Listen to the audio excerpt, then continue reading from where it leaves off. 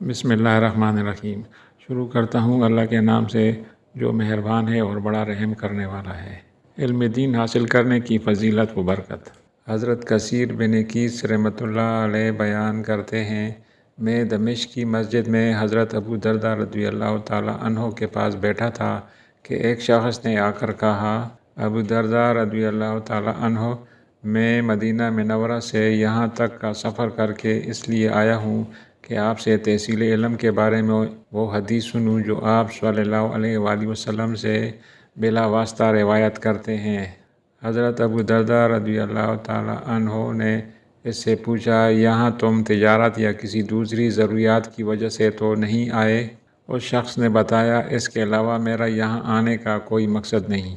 اس کے بعد حضرت ابو درداء رضی اللہ تعالیٰ عنہ نے حدیث بیان کرتے ہوئے کہا، میں نے رسول اللہ صلی اللہ علیہ وآلہ وسلم کو یہ فرماتے ہوئے سنا ہے، جو شخص علم دین کے طلب میں سفر کرتا ہے، اس کے واسطے اللہ تعالیٰ جنت کا راستہ آسان کر دیتا ہے۔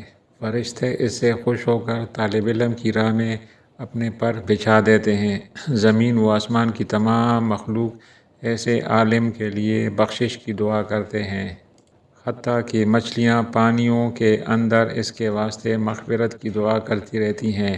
ایک ناخواندہ بے علم عابد پر عالم کو اسی طرح فضیلت و برتری حاصل ہے، جس طرح 14ویں کا چاند تمام ستاروں پر فضیلت رکھتا ہے۔ علماء نبیوں کے وارث ہیں۔